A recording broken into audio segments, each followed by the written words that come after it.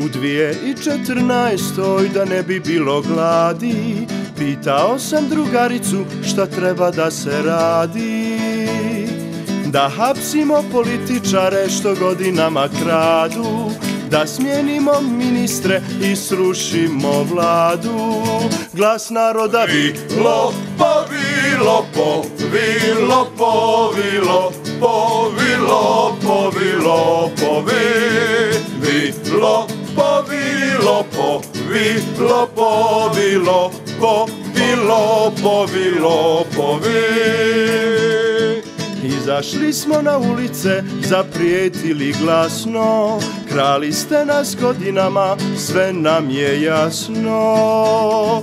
Stiglo vrijeme za promjene, došao mak na konac, konačno je proključao i bosanski lonac. Bilo rade ljudi, bi da rade, mani se politike i retorike.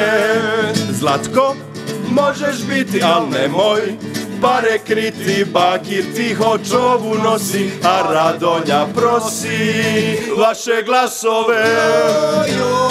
Prosi glasove, vaše glasove, prosi glasove. Moja prva ljubav